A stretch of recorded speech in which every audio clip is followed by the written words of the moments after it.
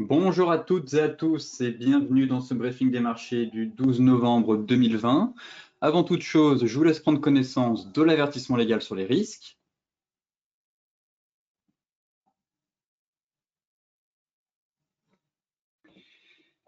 Et donc, tout de suite, focus marché avec des bourses qui restent quand même toujours perchées après l'annonce du laboratoire Pfizer.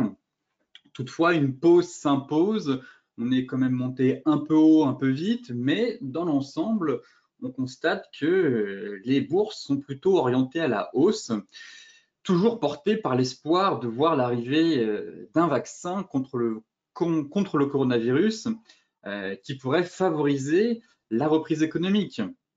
En parallèle, on a quand même un CAC 40 qui affiche désormais quasiment 9 séances de hausse, qui lui a permis de gagner plus de 20%. Donc, on est vraiment sur une envolée historique, grâce notamment à la publication lundi par Pfizer et BioNTech des résultats encourageants de leur candidat vaccin contre le Covid.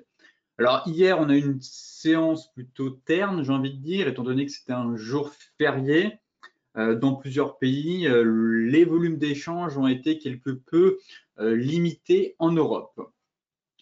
Côté US, on a terminé en ordre dispersé.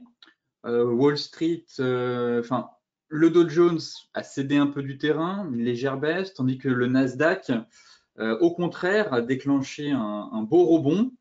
On a eu un retour des investisseurs vers les géants de la tech après le bond des valeurs cycliques au cours des deux dernières séances suite à l'annonce de Pfizer. Le Nasdaq avait en effet beaucoup souffert lundi et mardi de cette annonce, ce qui avait conduit les investisseurs à privilégier les valeurs sensibles à la conjoncture, comme les banques ou les gros groupes industriels, au détriment des techs, notamment Boeing, Airbus, Safran, Eiffage, Vinci. Et on constate quand même que ces dernières se sont bien redressées hier, avec des gains de 3% pour Apple, 2,5% pour Microsoft, 3 encore pour Amazon, pareil pour Netflix. Donc autant de groupes censés, encore une fois, profiter du travail ou des divertissements à domicile avec les confinements toujours en cours de la population due à la crise sanitaire. Côté macro, justement, eh bien, on a atteint un nouveau record historique.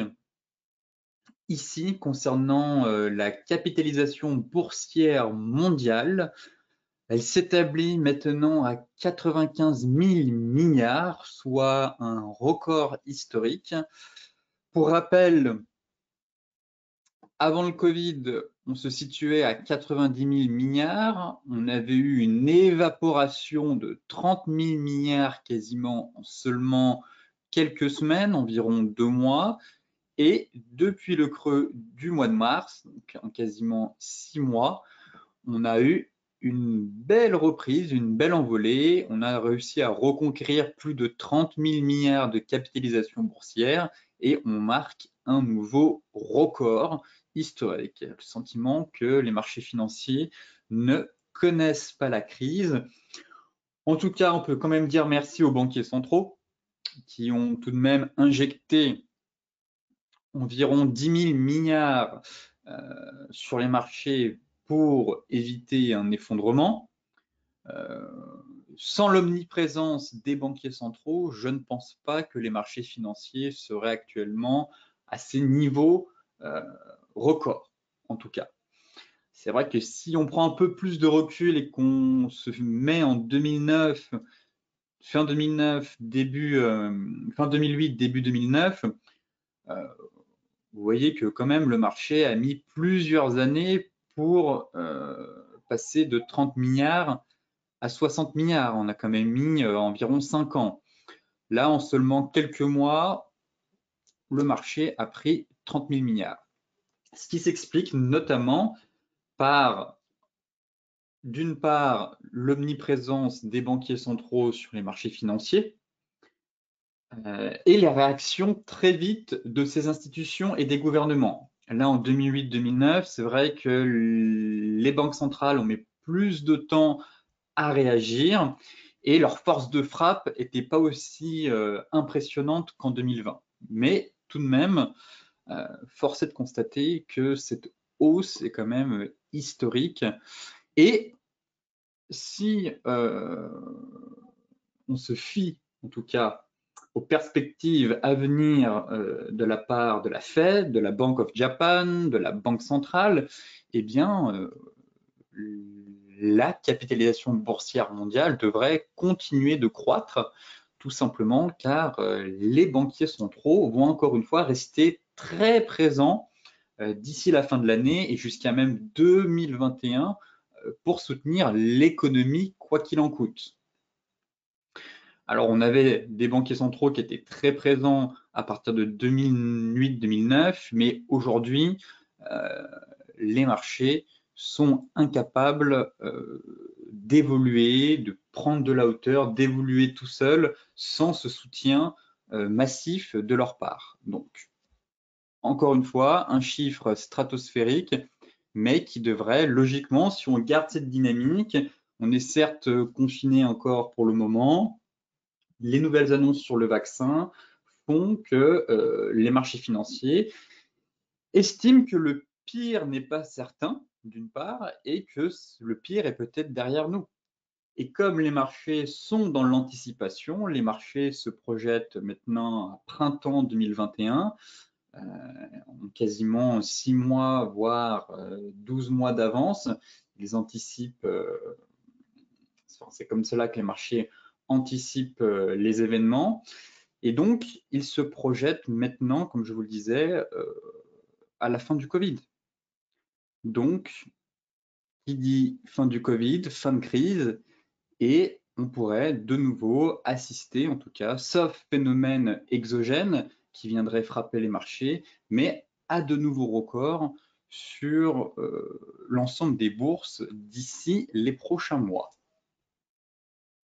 En parallèle, justement,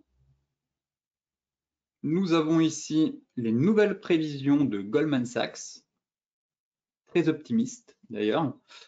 Goldman Sachs estime que le S&P sera à 4600 points d'ici la fin de l'année 2022. Goldman Sachs table maintenant sur un S&P à 3700 pour cette fin d'année 2020. Et autant vous dire qu'ils n'ont pas changé leur fusil d'épaule pour l'année 2021 non plus. Très clairement, très haussier, très bullish de la part de Goldman Sachs, qui estime qu'on devrait atteindre même les 4300 points pour l'indice S&P. Donc, des éléments qui montrent encore qu'on a le sentiment que le marché veut y croire, en tout cas, et qu'on a vécu des moments assez ternes, assez sombres, même si la crise du Covid n'est pas terminée en tout cas, on est toujours en plein dedans, on risque peut-être d'avoir une troisième vague, peut-être que Joe Biden, qui est quand même plus inquiet de la santé que Donald Trump, pourrait mettre en place des mesures un peu plus drastiques, j'ai envie de dire, aux États-Unis. Alors qu'actuellement, il n'y a pas grand-chose. Les États-Unis ne vivent pas un deuxième confinement comme on est en train de le vivre en Europe. Mais tout de même, on constate que Goldman Sachs, ça leur arrive de se tromper. Donc, on fera le point justement d'ici la fin de l'année pour savoir si le S&P aura atteint sa cible à 3700 points. Mais les analystes de chez Goldman sont plutôt bullish pour les mois et même les années à venir. Donc, élément à garder en tête. Et nous verrons bien si d'ici là, justement, comment évolue cette crise sanitaire. Et surtout, si on sort par le haut de cette crise, on devrait logiquement accélérer, effectivement, et pourquoi pas atteindre ces objectifs-là. En tout cas, pour l'instant, on a quand même le sentiment sur les marchés que les indices ont envie de terminer l'année en beauté. À court terme, je trouve qu'on est monté un peu haut, un peu vite. Je n'exclus pas une correction de 3 à 4% sur l'ensemble des indices. Mais généralement, après les périodes d'élection, effectivement, on assiste souvent à ce qu'on appelle un rallye de Noël. Et les mois de novembre et décembre sont plutôt des bons mois boursiers. Donc, voyons voir si cette année va se vérifier encore une fois. Mais le pire n'est pas certain, en tout cas, sur l'ensemble des indices.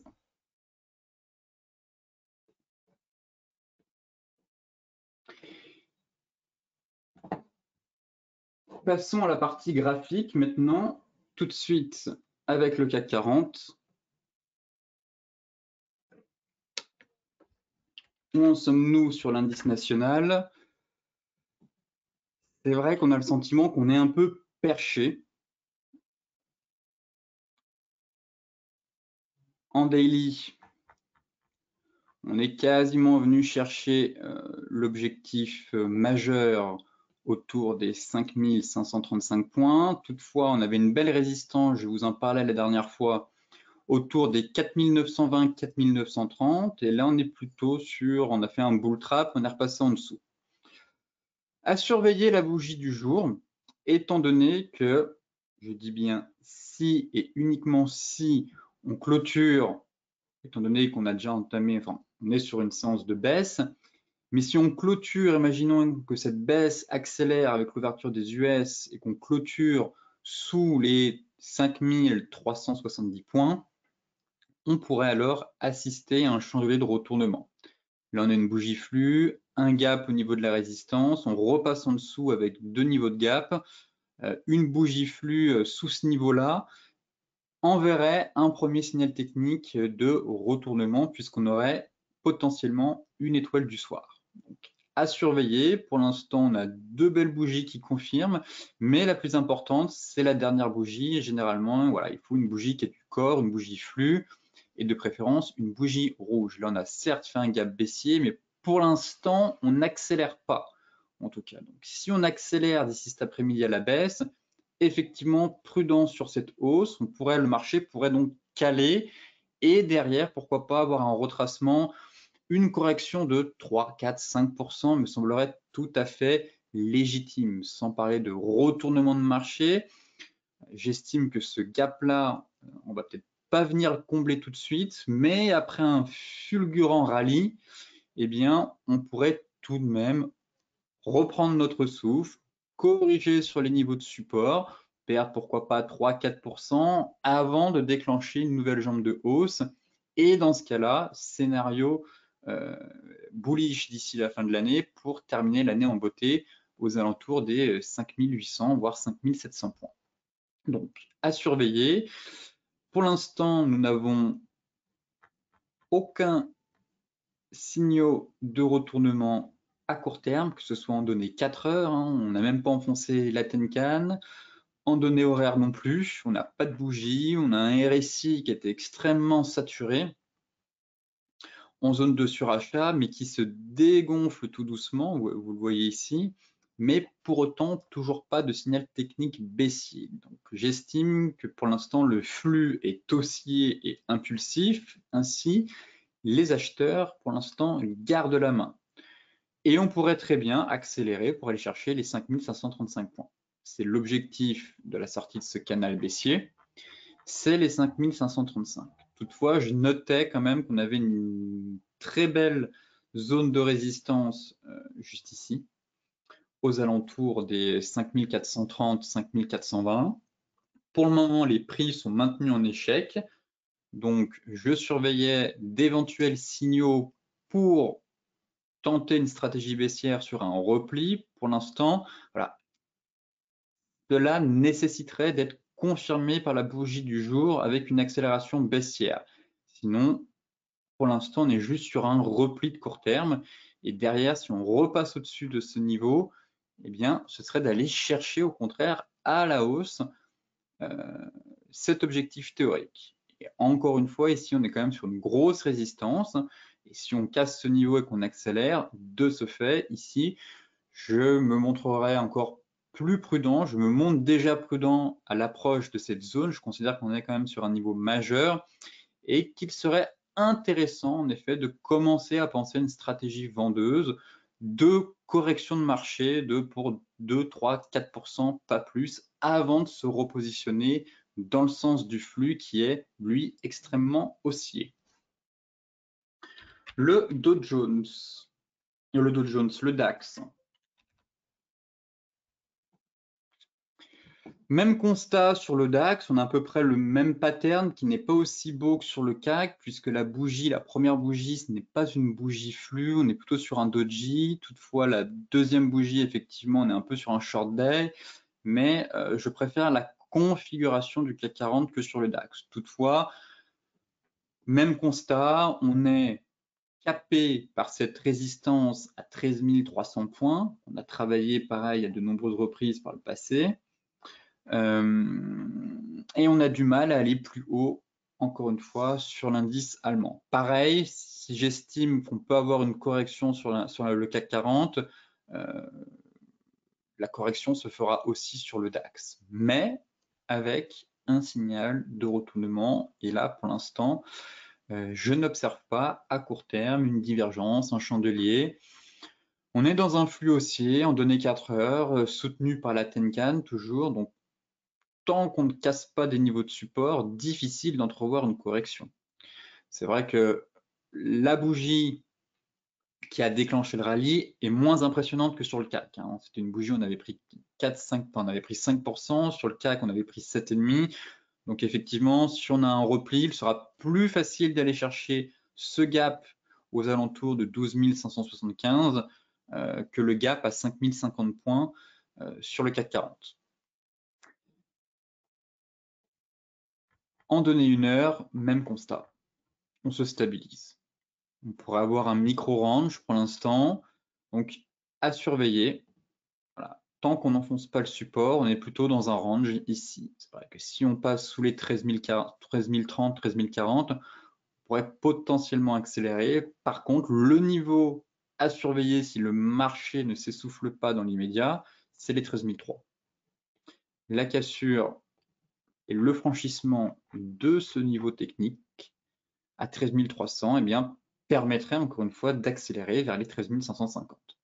On a toujours ce gap juste ici qui a été partiellement comblé avec cette mèche, mais il manque encore quelques points. Donc effectivement, il y aurait 200 points à venir chercher. Vous voyez, si on casse ce niveau à 13 300, une stratégie acheteuse me semble cohérente pour venir combler ce gap, voire accélérer sur les plus hauts derrière. Donc, au moins 200 points à aller chercher. À surveiller donc cette stratégie sur le DAX en cas de franchissement de ce fameux niveau clé. Pour l'instant, à la baisse, on a le sentiment que les marchés devraient quand même corriger puisque les marchés ne montent pas de manière verticale. On est sur des plus bas, des plus hauts, de plus en plus haut. C'est théoriquement la définition d'une tendance saine, comme ici, des plus bas et des plus hauts de plus en plus haut.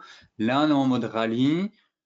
Les marchés, comme je vous le disais, ne montent pas en ligne droite. Ils ont besoin de reprendre leur souffle avant de repartir pour déclencher un nouveau mouvement haussier. Donc, à surveiller au cours des prochains jours. J'estime qu'on est monté quand même sur des niveaux assez hauts et qu'une phase de stabilisation est légitime. Toutefois, attendons un signal technique.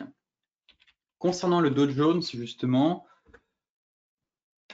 pareil, quand je regarde le Dow Jones, j'ai le sentiment que ce gap-là va être comblé.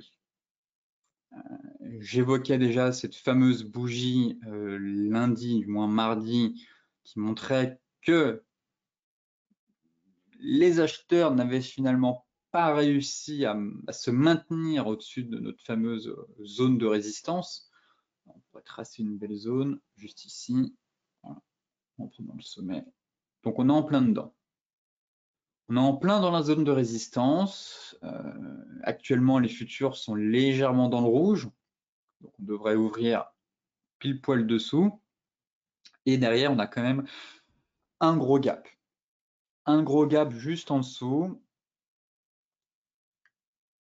Alors, sur le coup, effectivement, ça ressemble à un gap d'éjection, mais on a déjà fait un gap ici, le troisième. pareil, je n'exclus pas une fin d'année en beauté sur l'ensemble des indices, mais au moins un repli, histoire de venir faire le pullback sur cette borne haute de canal, combler le gap et repartir pour un peu valider en quelque sorte le scénario de Goldman Sachs. Effectivement, on terminerait l'année en beauté autour des 31 000 pour le Dow Jones et pourquoi pas 3 700 pour l'indice, pour le S&P 500. Mais plutôt prudent maintenant, pareil, sur la hausse. Je trouve que la hausse est limitée. On a un énorme trou de cotation ici. Je vois mal le Dow Jones continuer à accélérer sans venir combler ce gap. Il est tellement énorme que, voilà, pareil, je verrais bien ce comblement avant de repartir à la hausse. Et tant qu'on est sous cette résistance, eh bien, raison de plus pour venir combler ce gap, consolider, respirer avant de repartir. On est toujours en tendance haussière, donc c'est vrai que c'est plus intéressant de se positionner dans le sens du flux. On avait le sentiment qu'on se consolidait un peu dans un range, voire un canal baissier. Donc techniquement, c'est une figure de consolidation. La sortie s'est faite par le haut. Cela ouvre la voie à de nouvelles perspectives haussières. Toutefois, cette accélération a été un peu brutale sur l'indice. Pareil, une belle envolée de quasiment 13% seulement quelques séances. Encore une fois, une tendance saine s'exprime par des plus bas et des plus hauts de plus en plus hauts. Donc, à surveiller, j'opterais plutôt pour une stratégie vendeuse pour venir chercher, combler ce gap. Il y a quand même pas mal de points à prendre avant de repartir et d'accélérer pour terminer l'année, comme je vous le disais, sur les chapeaux de roue. On va quand même basculer en données 4 heures, mais pas beaucoup d'informations, je trouve, même si je bascule sur le futur.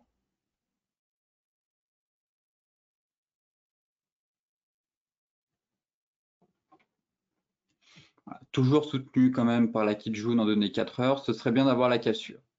Effectivement, si on casse cette Kijun, ça permettrait d'aller chercher la même 50 et donc de venir combler notre gap. Mais pour l'instant, c'est vrai que sur le futur, on a le sentiment que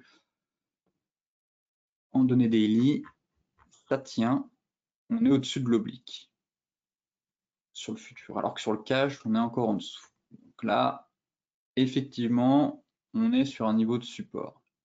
Si derrière, ça ne se confirme pas, là, on aurait le sentiment qu'on est en train de former aussi une étoile du matin, très clairement, étant donné qu'on on n'a pas les gaps car on est sur le marché du futur, mais à surveiller puisque on a un beau trou de cotation à venir chercher, en tout cas, si jamais on enfonce sous le seuil des 29 000 points. L'euro-dollar, toujours dans son range, on est venu chercher le milieu de range au point près. On consolide entre les 1,1875 et les 1,1620. Pour l'instant, échec des prix sur la borne haute. On est donc venu faire la rotation partielle pour l'instant. Et seule la cassure des 1,1745 permettrait d'accélérer en direction des 1,1620. Pour l'instant, le marché s'est arrêté au milieu de son range. Donc, une rotation partielle est de nouveau envisageable aussi. On peut très bien s'arrêter ici avant de repartir à 1,1875 et pourquoi pas sortir par le haut. Pareil, celles et ceux qui étaient vendeurs sur les 1,1875, eh bien logiquement, vous devez avoir mis votre stop à break-even ou pris une partie de vos bénéfices, étant donné que l'objectif et le TP1 vient d'être, enfin, a été fait en tout cas hier, en venant chercher ce qu'on appelle ce milieu de range, cette zone d'équilibre.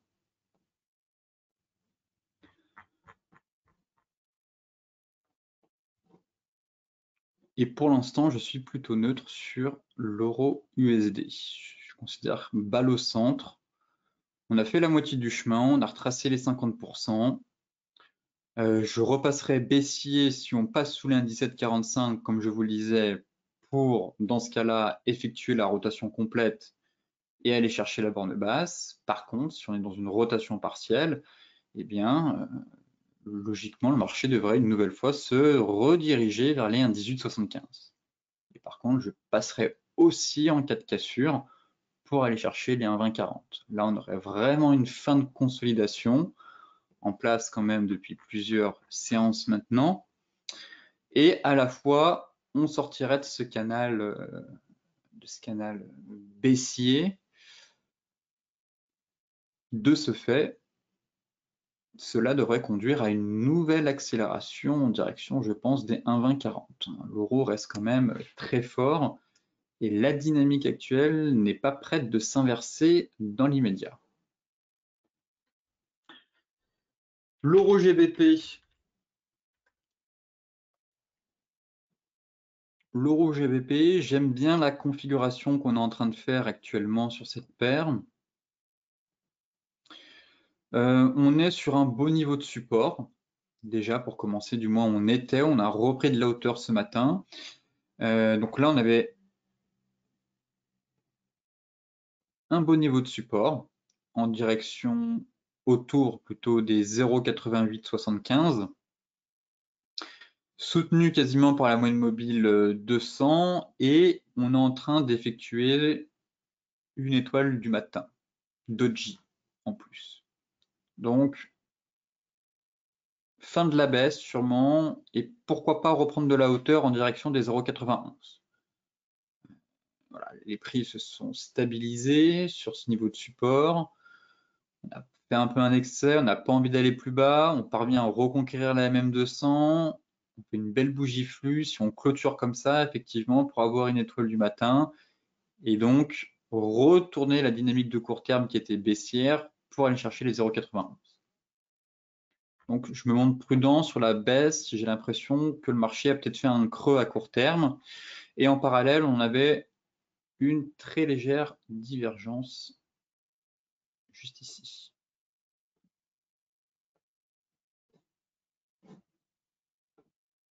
Voilà. Peut-être que certains d'entre vous l'ont vu entre-temps, mais on est sur une belle divergence haussière sur une zone de support. On a eu l'avalement qui l'a validé donc, hier. Derrière, le marché est bien parti. Et en daily, tout porte à croire qu'on est en train de dessiner un chandelier de retournement. Donc, prudence pour celles et ceux qui étaient baissiers sur cette paire, puisque le marché est en train de se retourner. En tout cas, potentiellement déclencher un signal technique de retournement. Et derrière, comme je vous le disais, ce serait d'aller chercher cette zone. Et si on la casse, eh bien, accélération sur la borne haute du range hebdomadaire en place depuis 2017. On est dans un gros range depuis 2017. On a un beau palier à 0,91. Vous le voyez ici quand même, c'est un beau niveau technique. Mais si derrière, on parvient à reconquérir ce seuil et à le casser, je ne vois pas pourquoi le marché n'accélérerait pas en direction des 0,93. L'USD CHF. Pareil, on évoquait cette paire mardi. Je vous disais qu'on approchait de la borne haute du range et qu'il fallait surveiller un peu la stratégie à adopter. En cas de cassure, on aurait un peu cette fin de consolidation en place depuis pas mal de temps et ça permettrait d'aller chercher les 0,94. Par contre, si le marché commence à s'essouffler, voire à se stabiliser, stratégie de ping-pong entre les deux bornes. Et là, pareil, on a le sentiment que le marché n'a pas envie d'aller plus haut et qu'il pourrait encore une fois buter sur sa résistance. Et derrière, je note que sur la borne haute, on a une nouvelle fois fait une très légère divergence baissière, juste ici. Toute petite, mais elle est validée sur notre borne haute. Donc on est en cours de validation sur cette bougie-là, en tout cas. Il faudra attendre la clôture 4 heures, mais on est sur une belle zone de résistance. on a une divergence baissière. Ainsi, on pourrait avoir une nouvelle rotation des prix. Pareil, on pourrait former aussi un peu une étoile du soir. On est monté, si on clôture sous la même 50 et voilà, si on clôture sous la même 50, on pourrait très bien avoir aussi un peu une configuration en étoile du soir, donc un chemin de retournement sur la borne haute, couplé avec une divergence baissière. Pareil, hein, celles et ceux qui étaient à l'achat sur cette paire, prudence, puisqu'on a quand même plusieurs signaux techniques qui plaident en tout cas pour une baisse à venir. À confirmer, encore une fois, en données 4 heures, puisqu'il faudra attendre la clôture de la bougie. Les matières premières maintenant, avec le gold, pas grand chose à dire sur le gold, ça se stabilise, ça tient le niveau de support, c'est toujours haussier, c'est encourageant. Le gold a pris une belle cartouche, mais pour autant ne faiblit pas. On n'a pas de dégringolade derrière, en tout cas on a fait une belle bougie baissière, mais on se stabilise. Comme je vous le disais, le niveau qui m'intéresse, c'est ce niveau de Kijun.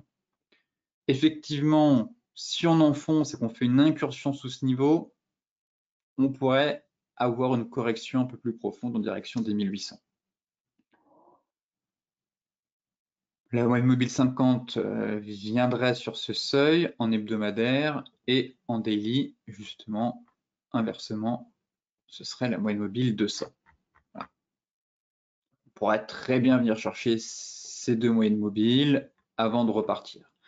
Mais on reste quand même dans une tendance haussière, des fondamentaux, comme je vous le disais en introduction, avec les banquiers centraux qui vont quand même rester bien en place d'ici la fin de l'année. Pareil pour 2021, des taux réels négatifs, même si on a eu une hausse dernièrement avec l'annonce du vaccin, ça ne rapporte rien. On est quand même sur des taux extrêmement bas et cela devrait continuer de la sorte avec la politique monétaire ultra accommodante en place depuis maintenant des années, mais qui n'a cessé de croître au cours des semaines depuis le Covid. Donc, à long terme, les fondamentaux plaident toujours pour une hausse de l'or. À court terme, en tout cas, ce qui nous intéresse, ce serait de trouver un signal technique haussier.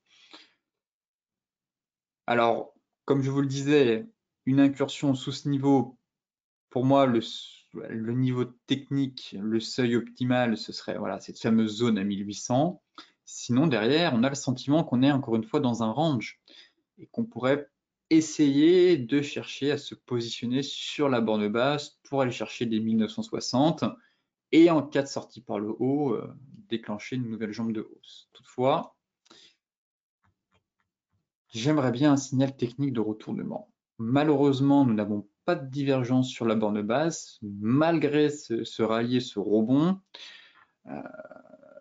Pas de chandelier, pas de divergence non plus. Et le seul élément encourageant, ce serait un double bottom. Vous voyez, ici, on est en train de faire un double creux. Voilà. On est en train de faire un beau double creux.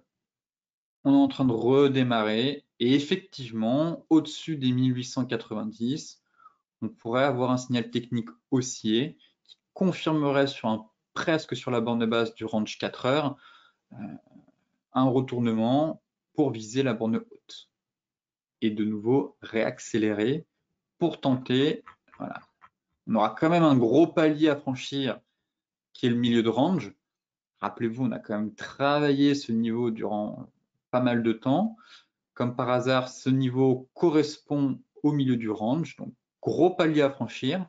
Si on confirme le double creux, premier palier 1920. Et derrière, si le gold transforme l'essai, ce serait d'aller chercher les 1950, 1960. Et si on en sort par le haut, de viser les plus hauts historiques. Donc ça, ce serait le scénario haussier en cas de validation du double creux et si le niveau de support tient. Derrière, si au contraire le marché bat de l'aile, et bien plutôt essayer de se positionner, de se montrer encore patient, en tout cas, d'essayer de chercher un point d'entrée un peu plus propre aux alentours des 1800 $. Le Brent.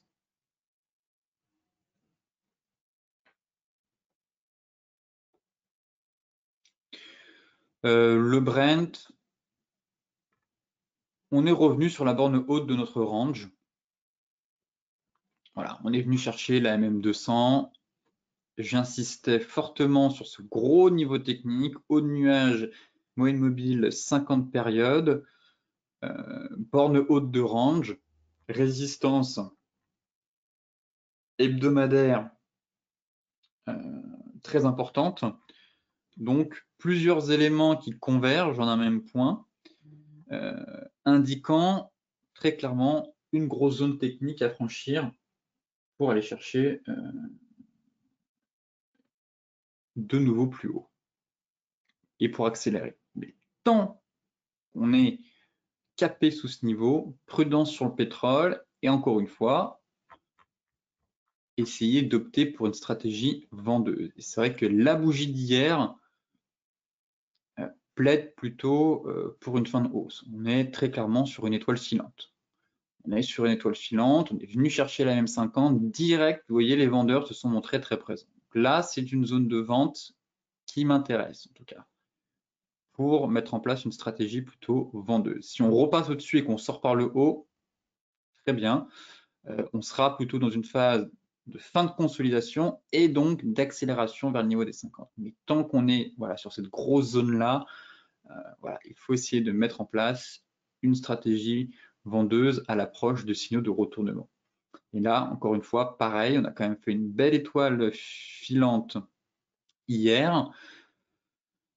Si cet après-midi, avec l'ouverture du marché américain, on accélère, on pourrait partir sur une étoile, étoile doji, étoile du soir doji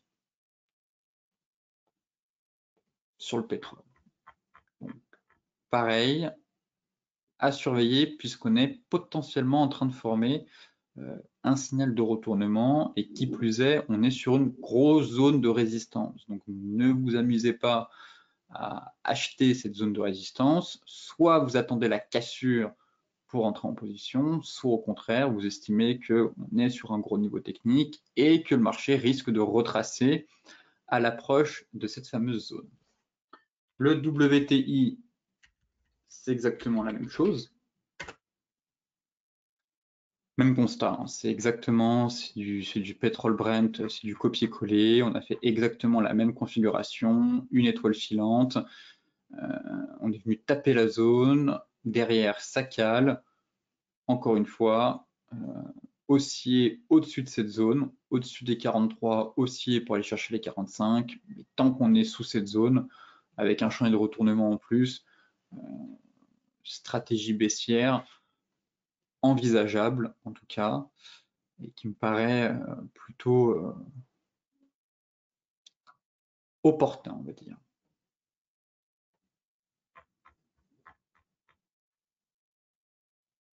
Mais en données 4 heures, pas d'informations, et en données hebdo, c'est vrai qu'on était passé au-dessus, voilà. C'est vrai qu'on l'avait déjà testé, la moyenne mobile 50, et qu'on est au-dessus du nuage, alors que sur le Brent, on a vraiment tout qui converge, tout qui bloque, vraiment les prix se sont arrêtés à un niveau très précis. Autant sur le WTI, on a l'impression qu'on a un peu plus de place. Mais la configuration est exactement la même, borne haute de range, à court terme, et chandelle de retournement, enfin, à confirmer ce chandelier de retournement, puisqu'il c'est un chandelier de retournement avec un seul pattern, qui nécessite d'être confirmé avec la bougie suivante. Ce serait bien d'avoir une bougie rouge pour confirmer cette étoile filante. Et derrière, c'est vrai que si elle est vraiment rouge, là, on confirmerait une étoile du soir doji.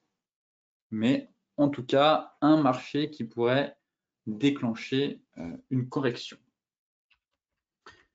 Pour terminer, le Bitcoin qui, lui, ne connaît pas la crise. Alors ce matin, c'était plutôt positif.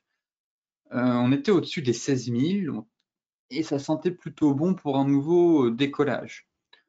On continue de gravir les sommets hein, sur la crypto, des plus bas, des plus hauts de plus en plus haut, mais là on monte à la verticale.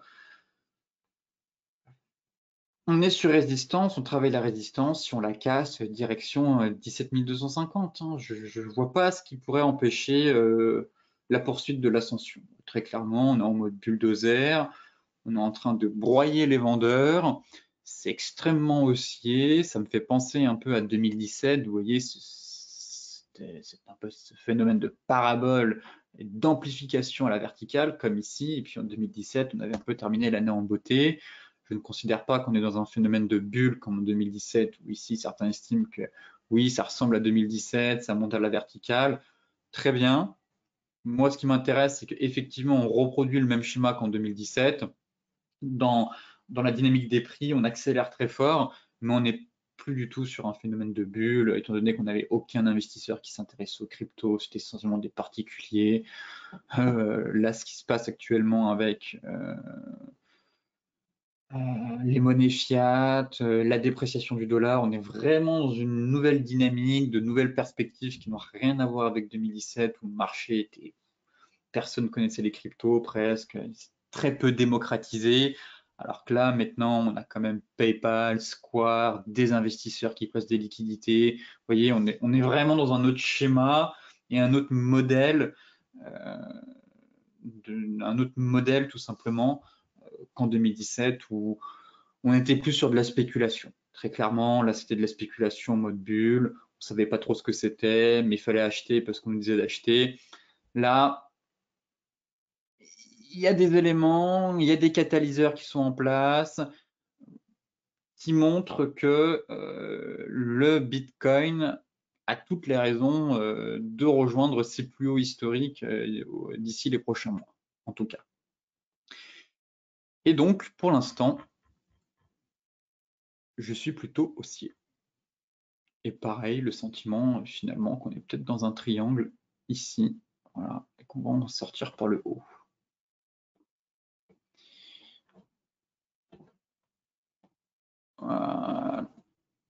Juste ici. Donc, à surveiller. Encore une fois, les acheteurs, vous remontez votre stop tranquillement au fur et à mesure qu'on casse les résistances. Là, logiquement, si vous êtes en trend following, eh bien, le stop est placé sous les 14 400. Et si on casse les 15 008, le stop sera placé aux alentours des 15 280. Et on accompagne ce mouvement le plus loin possible jusqu'à avoir un signal de retournement majeur ou un essoufflement. Et là, on est dans une tendance fabuleuse, un magnifique trend following. Donc, on suit la tendance le plus loin possible et on remonte son stop petit à petit et on accompagne ce marché tranquillement mais sûrement. Prochain palier, 17 250 $ avant le fameux seuil technique des 20 000 $, soit les plus hauts historiques. Écoutez, sur ce briefing des marchés touche à sa fin. Comme d'habitude, je vous mets le lien dans la description de la vidéo. Étant donné qu'il y avait des jours fériés cette semaine, j'ai planifié le briefing le mardi et le jeudi. Il n'y aura donc pas de briefing des marchés demain et on reprendra un emploi du temps classique à partir de la semaine prochaine où j'animerai le briefing des marchés le lundi, le mercredi et le vendredi comme convenu à la base. Je vous souhaite donc une excellente journée, de très bons trades, un excellent week-end par anticipation et on se retrouve lundi pour faire un point complet sur l'ensemble des marchés.